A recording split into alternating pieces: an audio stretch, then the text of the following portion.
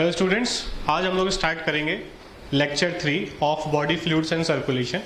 So last lecture में हम लोग कंडक्टिंग सिस्टम के बारे में पढ़ रहे थे। ठीक है, कंडक्टिंग सिस्टम हम लोगों ने डिस्कस किया था, उसी को हम लोग इसमें थोड़ा और डिटेल में समझेंगे उनके बारे में। तो स्टार्ट करते हैं हम लोग ये। तो कंडक्टिंग सिस्टम हम लोगों ने पढ़ा था कि कैसे जो ऐसे नोड से जो इंपल्स जनरेट होता है वो कैसे पूरे हार्ट पे पहुंचता है। ठीक है, तो उसके बारे में थोड़ा थोड़ा करके हम लोग फिर से यहाँ पर पढ़ेंगे। जैसे फर्स्ट है, यहाँ पर हम देख रहे हैं ये पूरा हार्ट का स्ट्रक्चर दिया हुआ है। हमको पता है कि ऐसे नोड जो है वो हमारा यहाँ होता है, फिर एवी नोड होता है। ठीक है, और एवी नोड से जो सिग्नल है पूरा ये फाइबर्स के थ्रू, पुरकिंजे फाइबर्स के थ्रू ये पूरे हार्ट में, पूरे वेंट्रिकल्स के आसपास पहुंचाता है। ठीक है, तो अगर मैं पाथवे इसका अगर बनाऊं तो क्या बनेगा पाथवे ऐसे नोड से। ठीक है, जिसको हम लोग पेसमेकर भी बोल रहे हैं, उससे सिग्नल कहां जाएगा, इंटरनोडल पाथवे में। ठीक है, ऐसे नोड से कहां जा रहा है, ये जो बीच में बना हुआ दिस इज इंटरनोडल पाथवे। ठीक है, उसके बाद कहां पहुंचेगा सिग्नल, एवी नोड पे, दिस इज एवी नोड। ठीक है, ये हमारा हो गया क्या, एवी नोड। ठीक है, अब एवी नोड क्या करेगा, bundle of his, this is bundle of हिस। ठीक है, तो एवी नोड से कहां गया, बंडल ऑफ हिस के पास गया। ठीक है, और बंडल ऑफ हिस से क्या हो रहा है, ये जो है दो पार्ट में डिवाइड हो जा रहा है। एक इधर लेफ्ट की तरफ चला जा रहा है, एक जो है पूरा राइट की तरफ चला जा रहा है। ठीक है, right bundle branch of पुरकिंजे fibres और लेफ्ट बंडल। ठीक है, दोनों का काम क्या है, क्यों ये डिवाइड हो गया कि दोनों तरफ जो है सिग्नल, जो सिग्नल यहां से निकला है वो दोनों तरफ, दोनों वेंट्रिकल्स के पास पहुंच जाए। ठीक है, तो ये कंटिन्यूअसली पुरकिंजे फाइबर्स और this is called as bundle of His, और फाइनली राइट और लेफ्ट पार्ट में वेंट्रिकल्स में, ठीक है, वेंट्रिकल्स में पूरा सिग्नल पहुंच जाएगा। ठीक है, एट्रियम्स पास में है इसलिए इनके पास सिग्नल जल्दी पहुंचेगा। वेंट्रिकल्स थोड़ा ऐसे नोड से दूर है इसलिए उनके पास सिग्नल थोड़ा लेट पहुंचेगा।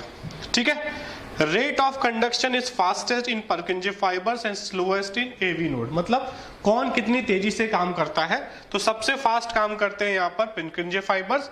एवी नोड थोड़ा स्लो होता है क्योंकि वो सिग्नल को एम्पलीफाई करता है, तो थोड़ा उसे टाइम लग जाता है। ठीक है, बट कोई दिक्कत नहीं है, 0.8 सेकेंड में ये सारी चीजें हो जाती हैं। अब एक एक करके सबके बारे में थोड़ा थोड़ा जान लेते हैं। फर्स्ट है हमारा ऐसे नोड। ठीक है, जिसको हम क्या बोलते हैं, पेसमेकर या फिर नेचुरल पेसमेकर, क्योंकि हम एक आर्टिफिशियल पेसमेकर भी आजकल लगाने लगे हैं। It is present in right upper corner of the right atrium. ये चीज हम ऑलरेडी लिख चुके हैं लास्ट लेक्चर में, तो दोबारा लिखने की जरूरत नहीं है। ठीक है, समझ लो सिर्फ। It generate impulse at the rate of about 72 पर मिनट। ठीक है, हर मिनट ये अराउंड 72 इंपल्स जो है ये जनरेट करेगा। ठीक है, 72 इंपल्स जब जनरेट कर देगा तो उससे क्या होगा, हार्ट बीट इनिशिएट होगी। ये किसने डिस्कवर किया था, केथ एंड फेक ने किया था। ये पूछा जाना बहुत रेयर है। ठीक है, तो इस तरीके के क्वेश्चन नहीं आएंगे, ये नहीं भी लिखोगे तो चलेगा। ठीक है, उसके बाद ऐसे नोड और एवी नोड के बीच में जो इंटरनोडल पाथवे है, it is a network of neuromuscular pathway that connects ऐसे नोड टू एवी नोड। ठीक है, कोई बड़ी चीज नहीं है, ऐसे नोड और एवी नोड के बीच में जो नेटवर्क है उसे हम इंटरनोडल पाथवे बोल रहे हैं। उसके बाद आता है थर्ड हमारा एवी नोड, स्मॉलर देन ऐसे node and situated in the lower left corner of the right atrium. ठीक है, ये भी राइट एट्रियम में, ये भी राइट एट्रियम में है, वो राइट अपर कॉर्नर में है, ये लोअर लेफ्ट कॉर्नर में। ठीक है, it is capable of generating impulse at the rate of about 40 पर मिनट, डिस्कवर्ड बाय केंट। ठीक है, तो इसकी इंपल्स जो है वो ज्यादा इंपॉर्टेंट नहीं है। इंपॉर्टेंट क्या है, इसकी इंपल्स, क्योंकि ये ज्यादा है तो जितनी बार ये इंपल्स जनरेट करेगा इसको आगे पास ऑन करना ही पड़ेगा। ठीक है, ऐसा नहीं है कि 72 + 40 हो जाएगा, नहीं, वो 72 ही रहेगा। ठीक है, क्योंकि साथ में इंपल्स जनरेट हो रहे हैं।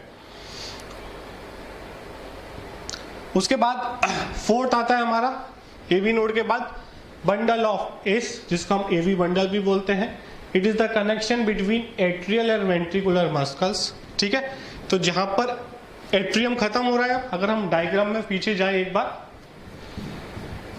हाँ, तो ये बंडल ऑफ एस है। यहाँ पे क्या हो रहा है, एट्रियम खत्म हो रहा है और वेंट्रिकल वाला पोर्शन स्टार्ट हो रहा है, ठीक है। तो ये लोकेशन हमको याद रखना है, कहां पर है ये, एट्रियल एंड वेंट्रिकुलर मसल्स दोनों के बीच में है। It begins at the AV node and then divides into left and right branches, दो पार्ट में डिवाइड हो जाता है, ये हमने डायग्राम में देख चुके हैं ऑलरेडी, ठीक है। Left and right branches and descend down towards ventricle, so दोनों तरफ लेफ्ट और राइट दोनों तरफ परकिंजे फाइबर्स फैल जाते हैं। तो लेफ्ट ब्रांच जो है वो interventricular septum and distributed to the left ventricle after dividing into Purkinje fibres, ठीक है। तो ब्रांच जो है वो डिवाइड होता जाता है बंडल ऑफ इसका, और क्या बनाता है, परकिंजे फाइबर्स। और लेफ्ट ब्रांच लेफ्ट वेंट्रिकल को कवर करता है पूरी तरीके से, और राइट जो है वो राइट को कवर करता है। फिफ्थ पार्ट है हमारा Purkinje fibre, they are distributed through the endocardium of the ventricles and propagate the impulse in the entire ventricular muscles, ठीक है। तो ये पूरे वेंट्रिकल्स को कवर करते हैं, वेंट्रिकल की जो लेयर है एंडोकार्डियम उसको कवर करते हैं, ठीक है। और पूरे वेंट्रिकल्स के मसल्स में इंपल्स पहुंचाते हैं। इंपल्स पूरे में पहुंचाना क्यों जरूरी है, क्योंकि एक साथ हमें वेंट्रिकल्स को कॉन्ट्रैक्ट कराना है। ऐसा नहीं है कि इधर वाला थोड़ा पहले कॉन्ट्रैक्ट कर गया, इधर वाला बाद में किया, नहीं, बहुत दिक्कत हो जाएगी, हार्ट अटैक आ जाएगा।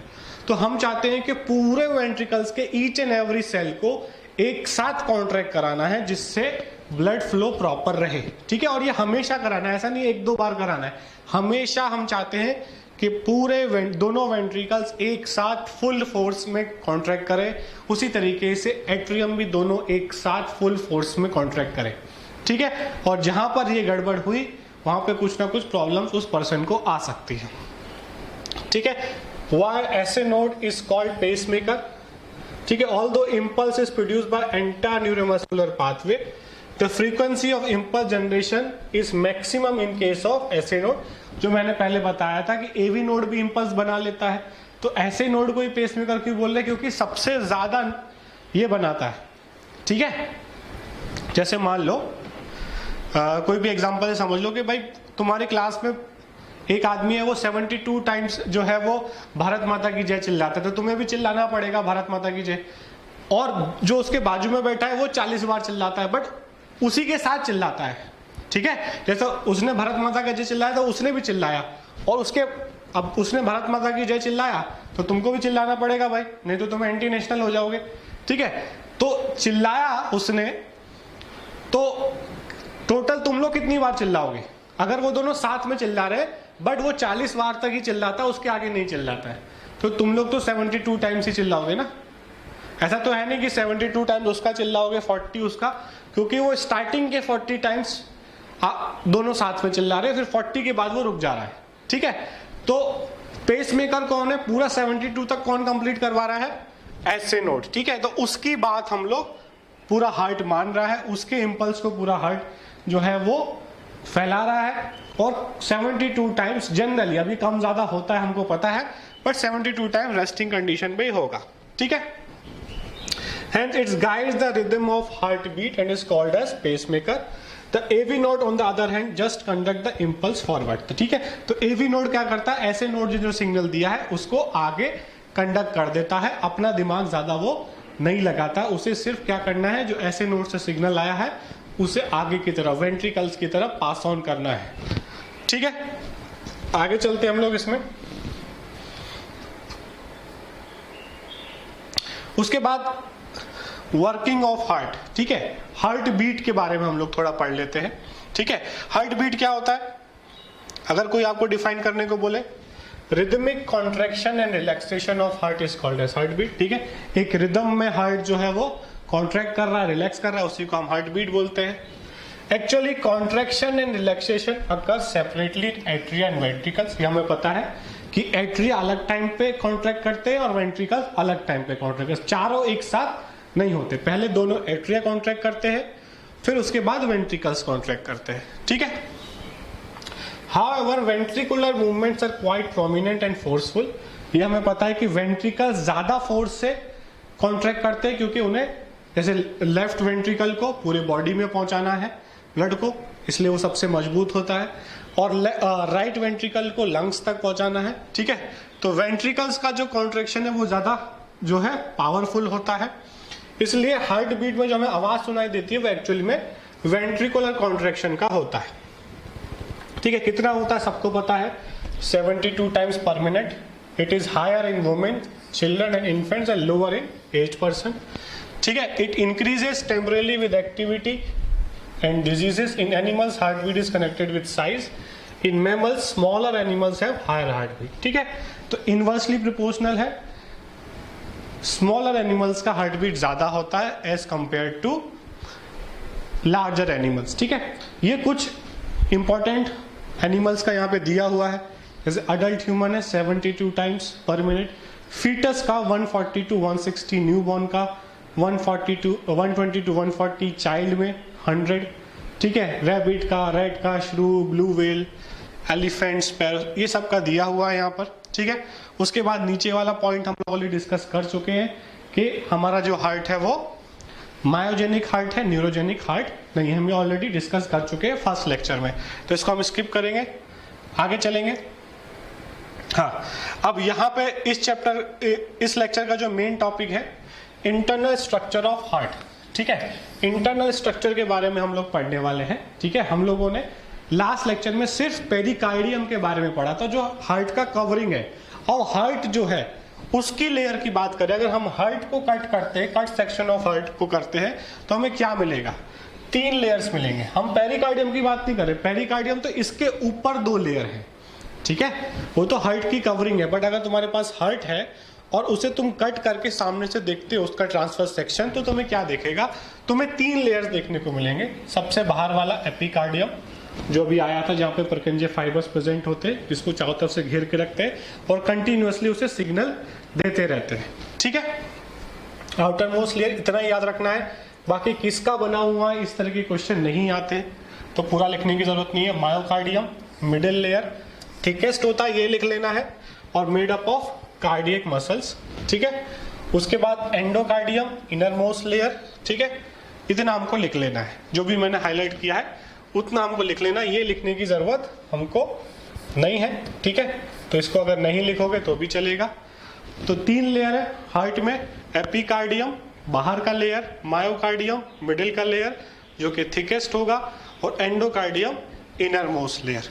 ठीक है, तो लेयर्स के नाम याद हो गए हमको। ठीक है, पेरिकार्डियम, सॉरी एपिकार्डियम, मायोकार्डियम और एंडोकार्डियम। ठीक है भाई, आगे चलते हम लोग। हाँ, अब बात करते हैं हम लोग सेप्टम। सेप्टम मतलब होता है वॉल। ठीक है, किसी भी 2 चीजों के बीच में एक वॉल है, उसको हम बोलते हैं सेप्टम। तो यहां पे लिखा है इंटर ऑरिकुलर सेप्टम, मतलब ऑरिकल्स, एट्रियम्स के बीच का जो सेप्टम है, it is partition between left and right auricle या लेफ्ट एंड राइट एट्रियम। ठीक है, it is shifted slightly towards left, थोड़ा सा लेफ्ट की तरफ है। ठीक है, so right auricle is slightly bigger than left. ठीक है, तो अगर मैं ये बनाऊं तो हम क्या बोल सकते हैं कि किधर की तरफ शिफ्टेड है, लेफ्ट की तरफ। ठीक है, तो राइट ऑरिकल जो है वो, राइट ऑरिकल जो है वो थोड़ा बड़ा मान लो, और लेफ्ट ऑरिकल थोड़ा साइज में छोटा मान लो। An oval depression, fossa ovalis, ये हमको सबको नोट कर लेना है, is present on its posterior part. It is remnant of foramen ovale present in the foetal stage which closes at birth. ठीक है, तो इसकी वॉल पे, इन दोनों के बीच में ये जो वॉल है, यहाँ पर एक छोटा सा हमको, ऐसे स्किन थोड़ा सा उठी हुई रहती है ना, स्किन कहीं से उठ गई, ऐसा एक हमको स्ट्रक्चर दिखाई देगा। ठीक है, वो सॉरी उठा हुआ नहीं, दबा हुआ, उठा हुआ नहीं सॉरी, यहाँ पर हमको थोड़ा सा स्किन थोड़ा अंदर की तरफ दबी हुई है, वैसा देखने को मिलेगा। ठीक है, और उसको हम क्या बोलते हैं, फोसा ओवेलिस। ये सब के अंदर देखने को मिलेगा। वो क्या है, रेमिनेंट ऑफ फोरामेन ओवल, जो कि सिर्फ फीटल स्टेज में होता है और बंद हो जाता है। मतलब क्या है इसका कहना, कि जो हमारे एट्रियम है, इनके बीच में देखो, यहां पे ध्यान से देखोगे अगर, इनके बीच में एक गैप होता है at the time of foetal stage. जब हम मदर के अंदर में है, हम फीटल स्टेज में है, जब कोई बच्चा फीटल स्टेज में है, तब लेफ्ट ऑरिकल और राइट ऑरिकल के बीच में एक रास्ता होता है, एक गैप होता है, एक छेद होता है। ठीक है, सिंपल लैंग्वेज में बोले तो एक छेद होता है। उस छेद को हम क्या बोलते हैं, फोरामेन ओवल, ठीक है। बट जब बच्चा पैदा होता है तब तक वो छेद भर जाता है, तो छेद जहाँ पे भर जाएगा वहां पे थोड़ा सा एक स्लाइड सा हमको दिखेगा कि हाँ यहाँ पे पहले कहीं छेद था। जैसे मान लो आपकी वॉल में छेद है, ठीक है, उस छेद को तुमने भर दिया, फिर भी पता चलेगा ना कि यहाँ पे अलग से पेंट हुआ है, अलग से सीमेंट हुआ है, थोड़ा सा बाकी वॉल से वो मैच नहीं करेगा। वैसे ही जो ओवल डिप्रेशन हमें दिखता है फोसा ओवलिस, इससे कोई फर्क नहीं पड़ता, ठीक है। और वो किसकी जगह पे आया, जहां पर पहले से छेद था, ठीक है। क्यों था छेद? In foetal circulation the lungs are non functional and bypass of the blood directly reaches to left atrium from right, ठीक है।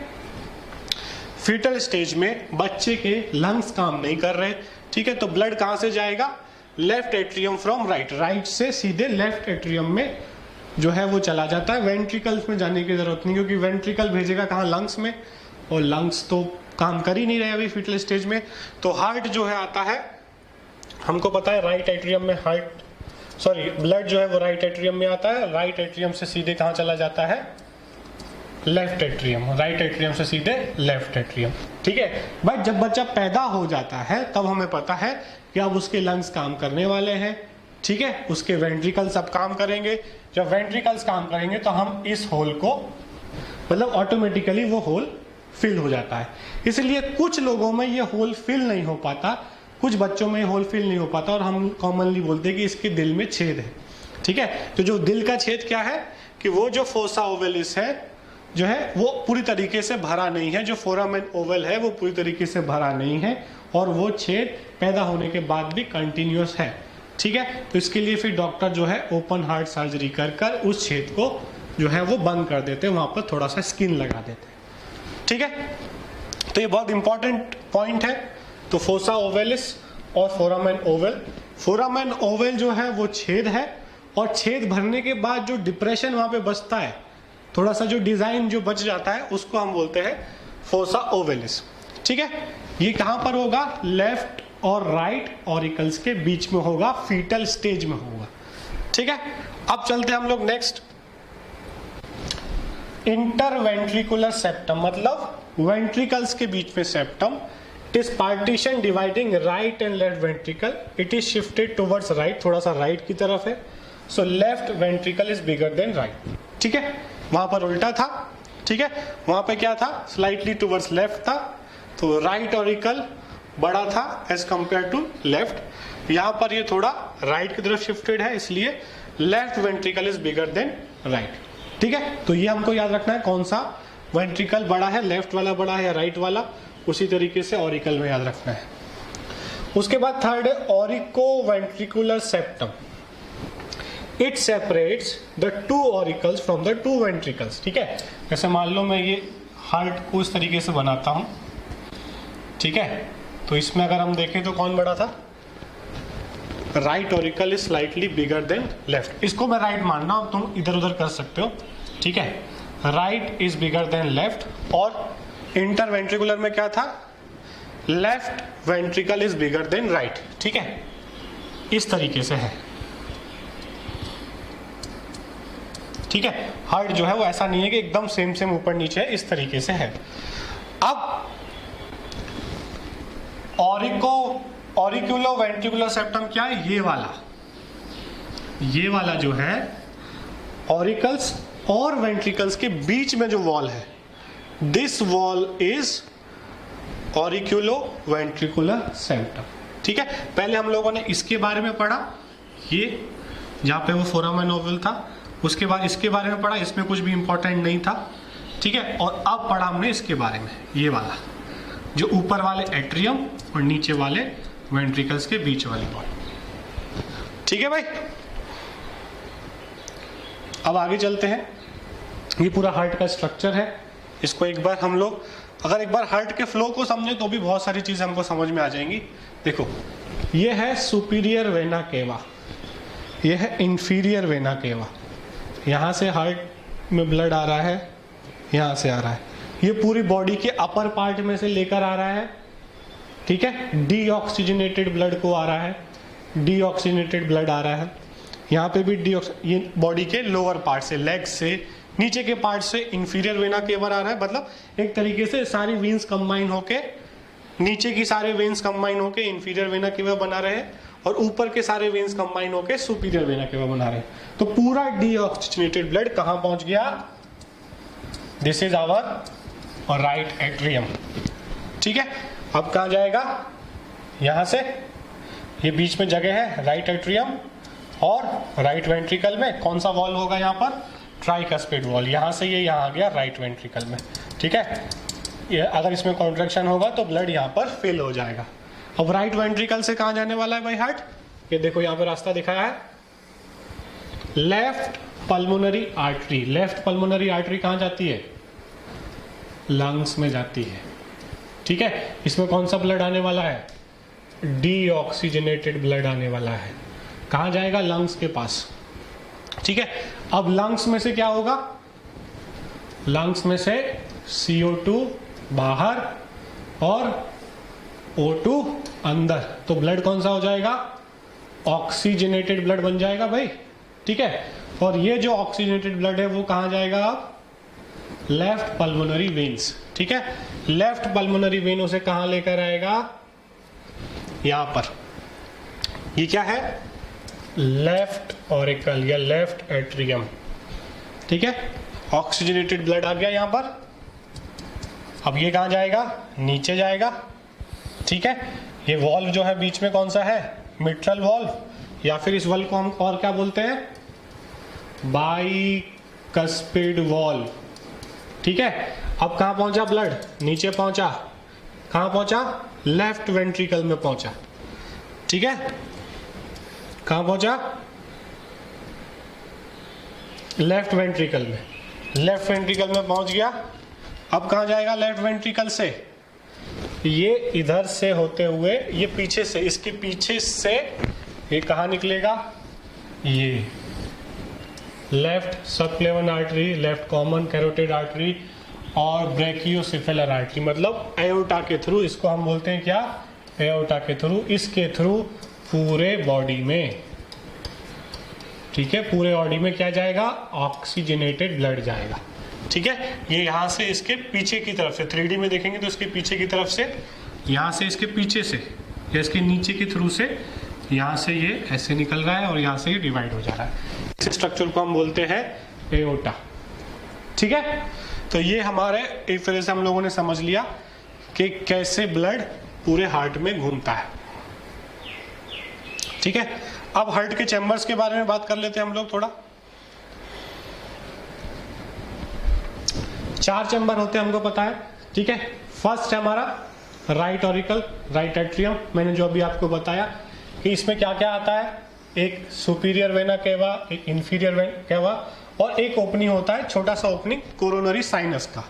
कोरोनरी साइनस क्या करता है? देखो, हार्ट कंटिन्यूसली काम कर रहा है पैदा होने से मरते दम तक। हार्ट कंटिन्यूसली काम कर रहा है तो वो ब्लड पूरे बॉडी को पहुंचा रहा है, ऑक्सीजन पूरी बॉडी को पहुंचा रहा है। उसको भी तो चाहिए खुद अपने लिए।